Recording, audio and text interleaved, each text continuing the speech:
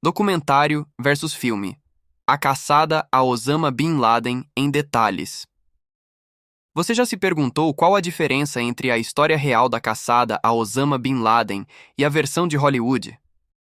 Neste vídeo, vamos comparar o documentário American Manhunt, Osama Bin Laden, da Netflix, com o filme A Hora Mais Escura, Zero Dark Thirty. American Manhunt, Osama Bin Laden, a realidade nua e crua.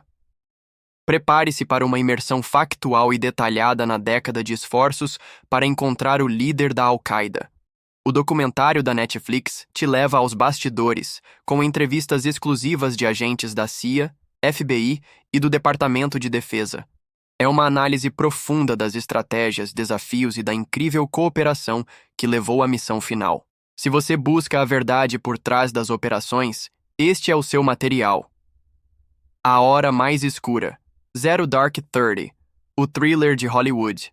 Dirigido por Kathryn Bigelow, este filme te coloca na pele de Maya, a analista da CIA que dedicou sua vida a encontrar Bin Laden. Com uma narrativa dramatizada e tensa, o filme mostra os dilemas morais e as decisões difíceis nos bastidores da inteligência, desde os interrogatórios até a ação final. É a história da perseguição contada com toda a emoção e suspense que só o cinema pode oferecer. Qual é a melhor versão da história? Nós vamos mergulhar nas principais diferenças. Fato versus ficção. Onde o documentário se apoia em provas e depoimentos reais, o filme usa a licença poética para criar uma experiência cinematográfica. Foco narrativo. De um lado, a visão ampla e estratégica do governo. Do outro, a jornada pessoal e obsessiva de uma agente. Detalhes e profundidade.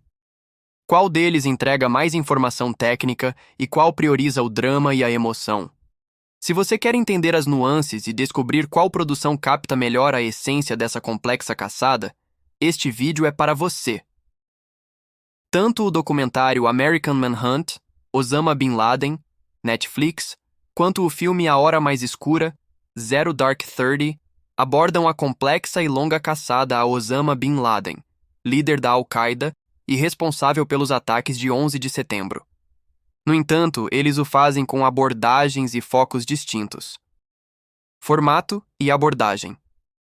A principal diferença está no formato. American Manhunt é um documentário, buscando a veracidade factual através de depoimentos de primeira mão e material de arquivo.